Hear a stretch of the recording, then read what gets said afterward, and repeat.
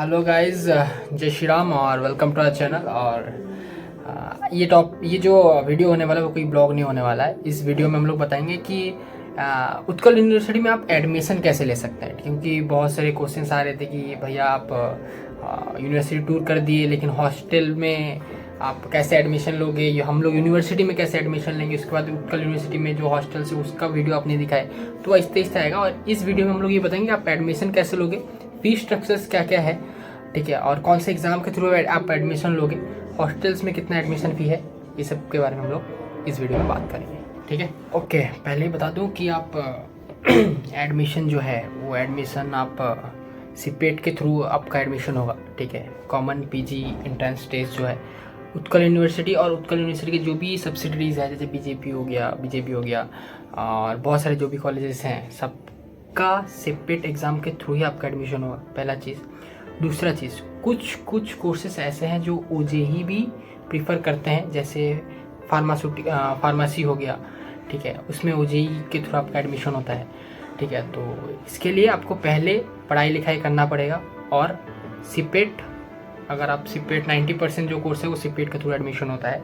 ठीक है, कौन से कोर्स सीपेट के थ्रू है वो आप थोड़ा गूगल करोगे तो आपको दिख जाएगा। ओजेई सिर्फ फ़िलहाल तक अभी फार्मेसी में ही एप्लीकेबल है और कोई कोर्स में नहीं है, आपको सीपेट के थ्रू ही आना पड़ेगा। ठीक है, अगर सीपेट के थ्रू नहीं हो रहा है, अगर आप सेल्फ फाइनेंस कोर्सेज में जाते हो तो उसका अलग एग्ज़ाम होता है, वो सीपेट के जस्ट बाद ही होता है, वो यूनिवर्सिटी ही कंडक्ट कराता है, तो वो एग्ज़ाम भी आपको देना पड़ेगा अगर आप सेल्फ फाइनेंस कोर्सेज करना चाहते हो तो। ठीक है, ओके। तो चलिए अब बात करते हैं कि रैंक जो कट ऑफ होता है वो कैसा क्या होता है। अगर आप एससी कोटा से बिलोंग करते हो तो 30, 40, 50 ऊपर नीचे आप कर सकते हो, मतलब रैंक ऊपर नीचे आप कर सकते हो। जैसे अगर आपका सीट 30 है तो आप 60, 70 के अंदर अगर आपका रैंक आता है तो आराम से आपका एडमिशन यहाँ पे हो जाएगा। अगर आप जनरल कैटेगरी के हो, अगर 30 सीट्स है तो आपका आराम से 40 या फिर 45 के अंदर ही आपको रैंक लाना पड़ेगा, क्योंकि कंपटीशन यहाँ पे बहुत ज़्यादा है, तो एडमिशन मिलना नहीं तो फिर आपको टफ हो जाएगा जनरल कैटेगरी में। ठीक है, और SC ST में 30, 40, 50 आप ऊपर नीचे कर सकते हो आराम से, कोई दिक्कत नहीं है, आपका एडमिशन हो जाएगा। ठीक है, अब एग्ज़ाम का डेट कैसे क्या है। एग्ज़ाम का डेट आपका होता है हर साल मई जून के अंदर ही, मतलब फॉर्म फिलअप मई जून के अंदर ही स्टार्ट हो जाता है। एग्ज़ाम के शेड्यूल आपको ऑफिशियल वेबसाइट में आप चेक करते रहना, या फिर कोई सीनियर आपका यहाँ पे पढ़ता है तो उसके साथ आप कांटेक्ट में रहिए, तो आपको उसके स्टेटस में या फिर कोई भी न्यूज़ में आपको बता देगा, आपको इन्फॉर्म कर देगा। लेकिन आप ऑफिशियल वेबसाइट हमेशा चेक करते रहिए, 12 के मतलब +2 के या फिर ग्रेजुएशन के रिजल्ट आने के बाद आप चेक करते रहिएगा, तो वहीं पे ही आपको नोटिफिकेशन मिल जाएगा कि एग्ज़ाम कब है, फॉर्म फिलअप कब है, एग्ज़ाम का जो आपका कहाँ पे आपका सीट है वो हो रहा है, वो सब कुछ आपको वहाँ पे एडमिट कार्ड वगैरह सब आपको ऑफिशियल वेबसाइट से ही मिल जाएगा। ठीक है, सो अभी हम लोग एडमिशन कैसे होगा यहाँ पे सीपेट के थ्रू हम बता ही चुका हूँ। ठीक है, अभी बात करते हैं कि हॉस्टल में आपका एडमिशन कैसे होगा, हॉस्टल कौन सा आपको मिलेगा और क्या क्या प्रोसीड्योर्स हैं। ठीक है, कौन सा हॉस्टल फर्स्ट ईयर मिलेगा, कौन सा हॉस्टल सेकेंड ईयर में मिलेगा, इस बारे में पहले हम लोग डिस्कस कर लेते हैं। पहला चीज़, अगर आप सीपेट के थ्रू एडमिशन ले तो मतलब आप इधर रेगुलर कोर्स करते हो तो आपको 1 नंबर, 2 नंबर और 7 नंबर मिलेगा फर्स्ट ईयर में। 7 नंबर हॉस्टल में आपको पहले अलॉटमेंट होगा, अगर जो लोग बच जाते हैं वो लोग को 1 नंबर और 2 नंबर हॉस्टल अलॉटमेंट होता है। ठीक है, और हॉस्टल जो फीस रहता है फर्स्ट ईयर में वो रहता है 6000 रुपीज़। ठीक है, 6000 रुपीज़। और सेकेंड ईयर में, ठीक है, और 7 नंबर में बता दूं कि एक रूम में 4 जन रहते हैं और 1 नंबर 2 नंबर हॉस्टल में एक रूम में 2 जन रहते हैं। रूम छोटा है तो एक रूम में 2 जन, रूम बड़ा है तो इसलिए एक रूम में 4 जन।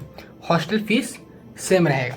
ठीक है, दूसरा चीज़, सेकेंड ईयर में क्या होगा कि आपको पहले 1 नंबर 2 नंबर में अलॉटमेंट होगा।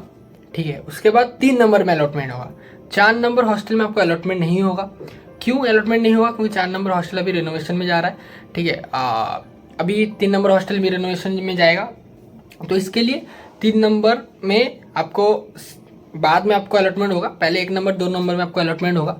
उसमें सेकेंड ईयर में आपको एक रूम में एक ही बंदे को रहने को मिलेगा, सिंगल रूम आपको मिलेगा, क्योंकि स्टडीज़ के लिए आपको सिंगल रूम अलॉट किया जाता है। 1 नंबर में सिंगल रूम, 2 नंबर में सिंगल रूम और 3 नंबर में आपको सिंगल रूम पीजी बच्चों को मिलता है। ठीक है, अब आते हैं सेल्फ फिनेंस के बारे में। गर्ल्स में 5 नंबर हॉस्टल और बॉयज़ में 6 नंबर हॉस्टल। ये 2 हॉस्टल सेल्फ फिनेंस बच्चों के लिए है, मतलब जैसे फार्मेसी हो गया, इंटीग्रेटेड एमसीए हो गया, इंटीग्रेटेड एमबीए हो गया, ये सब बच्चों के लिए आपका 6 नंबर और बॉयज़ में 6 नंबर और गर्ल्स में 5 नंबर हॉस्टल अलॉट किया जाता है। 6 नंबर हॉस्टल बॉयज़ में फीस स्ट्रक्चर क्या रहता है? फीस स्ट्रक्चर 15,100 रुपया फर्स्ट ईयर में आता है और सेकेंड ईयर में आपका अप्रॉक्स 6,100 के आसपास रहता है। ठीक है, वो थर्ड ईयर में भी सेम 6,100 ऐसे चलते हैं, लेकिन फर्स्ट ईयर में आपको 15,100 रुपया देना पड़ता है। और अगर आप जब हॉस्टल छोड़ते हो, ठीक है, पीजी बच्चों को मिलता है 3,000 रुपीज़, क्योंकि फर्स्ट ईयर में आपको 6,000 रुपीज़ लिया गया था, तो उसको वहाँ से 3,000 रुपये का आपको जो सिक्योरिटी मनी था वो रिटर्न मिलता है। और जैसे 5 नंबर हॉस्टल 6 नंबर हॉस्टल के जो बच्चे हैं उनको अप्रॉक्स 3, 4 या 5 के आसपास मिलता है, वो कोर्स के ऊपर डिपेंड करता है। ठीक है, इतना ही था आपका एडमिशन कहाँ पे होगा, कौन से हॉस्टल में होगा, फीस स्ट्रक्चर्स क्या है। ठीक है, ये हॉस्टल के बारे में बता दिया। अभी आप लोग बात करेंगे कि कोर्स फीस कौन से कोर्स में क्या है, सेल्फ फाइनेंस में कैसा रहता है और नॉर्मल रेगुलर पीजी में कैसा क्या रहता है। ठीक है, सो अभी बात करते हैं हम लोग कि सीट कौन से कोर्स में कैसा है। ठीक है, और फीस स्ट्रक्चर्स क्या है, सेमिनार फ़ी कितना है और एडमिशन फ़ी कितना है, इस बारे में बात करेंगे। मैक्सिमम लोग सेल्फ फाइनेंस के बारे में बात करेंगे, क्योंकि पीजी जो कोर्सेस है सबका ऑलमोस्ट सेम रहता है। वही आपका 10,000 के अंदर हॉस्टल और ये मिला के आपका 10,000 के अंदर एडमिशन हो जाता है, जो रेगुलर पीजी कोर्सेस हैं। ठीक है, जैसे आपका एडमिशन फ़ीस अप्रॉक्स 3,000 से 4,000 के अंदर आपका हो जाता है। और इस साइड सेमिनार फ़ी को छोड़ के, ठीक है, और जो हॉस्टल ये रहता है तो उसको मिला के 10,000 के अंदर 10-15,000 के अंदर आपका एडमिशन कंप्लीट हो जाता है रेगुलर पीजी कोर्सेज में। लेकिन सेल्फ फाइनेंस में सबका अलग अलग सीट्स है, सबका अलग अलग अमाउंट है, मतलब फ़ीस है। ठीक है, सेमिनार फीस किसी में कौन से कोर्सेज में है, कौन से कोर्सेज में नहीं है। ठीक है, तो इस बारे में बात करेंगे। मैं यहाँ पे स्क्रीन में देख के आपको बताऊँगा कि पहले जो बी फार्मा है, तो बी फार्मा में 40 सीट्स है, 4 ईयर का कोर्स है। ठीक है, और यहाँ पे सीट आपका 60 है। ठीक है, सेकेंड जो एम फार्मा है वो 35 पर सेमिस्टर, हाँ, वो जो बी फार्मा था वो 40,000 पर सेमिस्टर था, मतलब 80,000 पर ईयर। ठीक है, और यहाँ पे 35,000 पर सेमिस्टर जो एम फार्मा है वो 2 साल का कोर्स है, सीट्स है 21, वो ओजेई के थ्रू आपका एडमिशन होता है, बताई दिया था। और एमसीए में सीट्स है 40, जिसमें से फीस स्ट्रक्चर आपको 25 और 25 मतलब आपका वो एडमिशन फ़ीस, और 5,000 होता है वो आपका सेमिनार फीस होता है, मतलब जो भी आपका सेमिनार हो गया, मतलब आपका पिकनिक हो गया, सो वो चीज़ का पैसा यहाँ से वो जो 5,000 आपका दिए हो वहाँ से डिडक्ट होता है। ठीक है, नेक्स्ट मैथमेटिक्स में आपका जो रहता है वो सीट है 64 और 5,000 एडमिशन फ़ीस और 5,000 सेमिनार फीस।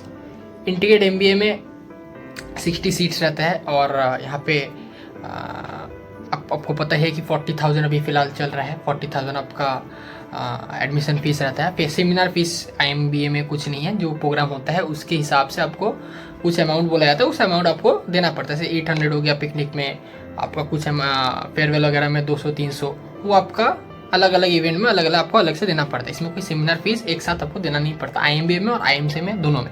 ठीक है, IMC में सीट्स है 60 सेम IMBA की तरह, और 50,000 है एडमिशन फ़ीस, जिसमें से आपको 2,000 सेमिनार फीस अलग से देना पड़ता है।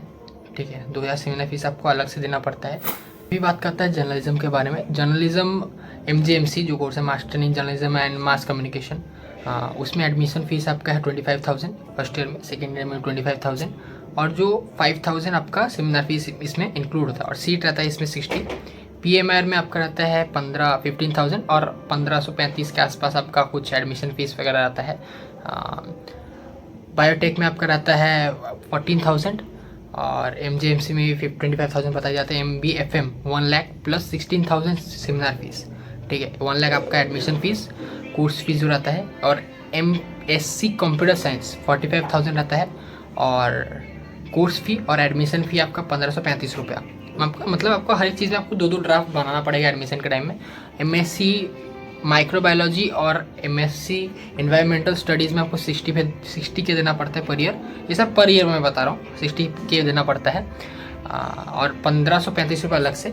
वुमेन स्टडीज़ में आपको देना पड़ेगा 25 या 20 के ऐसा अप्रॉक्स रहता है। सेमिनार फी 5000 अलग से इनको देना पड़ता है, ठीक है। हिंदी में आपको 15 के देना पड़ता है, सेमिनार फी 5000 अलग से, ठीक है। ये आपका कोर्स ये है। और जो रेगुलर PG कोर्सेस है वो आपको गूगल में अगर सर्च मारते हो कॉलेज दुनिया वगैरह में, वहाँ पे आपको दिखा देगा कि कितना सीट्स हैं, कोर्स फी क्या है, ठीक है। कौन से कॉलेज में, मतलब उत्कल यूनिवर्सिटी में मेन कैंपस में कुछ अलग कोर्स फीस है, बाहर में कुछ अलग कोर्स फीस है, अलग कॉलेज मतलब सब्सिडीज़ में। तो आपको कॉलेज दुनिया में आपको ये चीज़ दिखा देगा। बहुत थोड़ा बहुत गूगल कर लेना इस चीज़ के बारे में, ठीक है। आपको हॉस्टल के बारे में बता दिया, एडमिशन प्रोसीड्यूर के बारे में बता दिया, हॉस्टल एडमिशन के बारे में बता दिया, हॉस्टल का फीस स्ट्रक्चर्स के बारे में बता दिया, आपका रेगुलर कोर्सेज और इसके सेल्फ फाइनेंस कोर्सेज के कोर्स फीस और सेमिनार फीस के बारे में बता दिया। इतना ही बोलूँगा कि यहाँ पे कैंटीन के बारे में बता दूँ। कैंटीन यहाँ पे फ़िलहाल हर एक हॉस्टल में कैंटीन सभी फ़िलहाल चल रहा है, मतलब 42 या 45 रुपीज़ आपका पर मील रहता है, ठीक है। अगर आप कैंटीन से खाना था तो कैंटीन से खा सकते हो। यूनिवर्सिटी के अंदर भी अलग कैंटीन है और आपका हॉस्टल में भी अलग कैंटीन है। जो कैंटीन में आप खाना चाहो वो कैंटीन में आप खा सकते हो। मार्केट यहाँ पे 3 है, सेंट्रल कैंटीन मार्केट, अड़का मार्केट और आपको वीडियो में दिखाई, आप अगर फुल टूर मारोगे मेरे चैनल में तो आपको दिखा देगा अड़का मार्केट, गोविंद मार्केट और सेंट्रल कैंटीन का वो मार्केट, 3 मार्केट यहाँ पे है। हर एक चीज़ सामान आपको यहाँ पे मिल जाता है, ठीक है। अभी ज़्यादा कुछ बोलूँगा नहीं, वीडियो कुछ ज़्यादा बड़ा हो जाएगा, नहीं तो वीडियो यहीं पे एंड करते हैं। Thank you so much video देखने के लिए। और आई होप कुछ नंबर आपको डिस्क्रिप्शन में नीचे दे दूँगा। अगर कुछ भी एडमिशन के टाइम में अगर दिक्कत हो तो इस नंबर में कांटेक्ट करें, मतलब क्योंकि आप अगर नए आ रहे हो विदाउट कोई जान पहचान के, तो यहाँ पे आपको हॉस्टल एडमिशन में पहले आपको दिक्कत आ सकती है, ठीक है। जब आप पहले आओगे यहाँ पे तो हॉस्टल में रहने के लिए आपको अलॉटमेंट पहले ही दिन से आपको नहीं मिलता है, ठीक है। आपको कोई सीनियर के रूम में एडजस्ट करना पड़ता है। तो आप कुछ नंबर्स मैं दे दूँगा, ठीक है। उस नंबर में कॉन्टैक्ट कर लेना। अगर आप एडमिशन लेने के बाद वो नंबर में कॉन्टैक्ट करके आप हॉस्टल वगैरह के बारे में बातचीत करके कैसे क्या होगा, वो लोग आपके जो इमीडिएट सीनियर्स रहेंगे उनके साथ भी आप बात कर सकते हो, ठीक है। वीडियो यहीं पे एंड करेंगे। Thank you so much video देखने के लिए। अगर कोई आपका दोस्त एडमिशन ले रहा है तो उसको ये वीडियो शेयर कर देना। Thank you so much. Bye, good night, take care और मिलते हैं नेक्स्ट वीडियो में। चलो बाय।